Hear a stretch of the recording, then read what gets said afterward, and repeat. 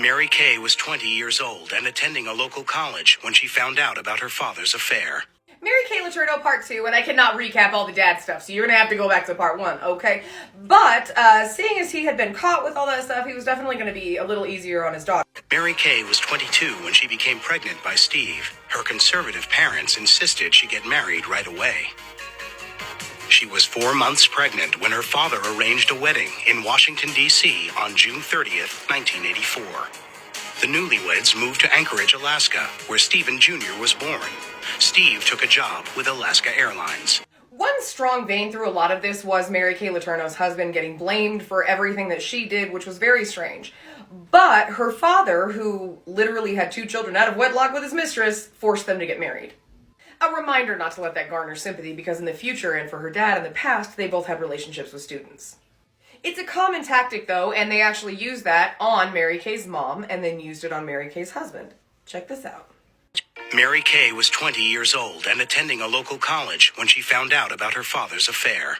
I think she and I were pretty much on the same page as far as how we felt about what her dad had done and why he'd done it, because obviously, he was getting something from Carla Stuckel that he was not getting from his wife. It's not her fault he decided to go shopping amongst the student population. But what did they say about Mary Kay's husband?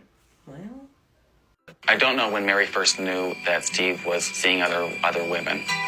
But I do know that when Mary found out about it, maybe she was hurt, but part of it was she didn't really care because she was focused on herself and on what she was doing.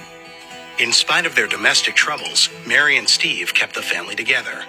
In the fall of 1991, they had just had their 3rd child.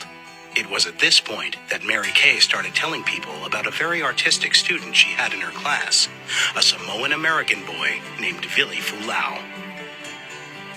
so hey, you know what? Maybe being really rude to your husband, that kind of sucks. Cheating on your wife, that definitely sucks. Don't do that. But that does not give the wife or the husband the right to go sleep with students. Isn't the framing just totally sus? I mean, he was frickin' 12, my dude. Pause to read. I think it's important to talk about this because I think there's a little bit of this idea that some, it's gonna come through. It's not gonna be that obvious. It just isn't. This is not gendered, but you have all but a 7% chance of it being someone that you know or that your child knows. Mary Kay gave special attention to Vili.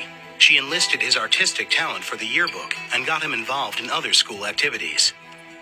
3 years later, their relationship was still strong. She conditioned Vili for 3 years before she pounced when he was in her 6th grade class. She was known to his family and they trusted her. I'll see you tomorrow for more.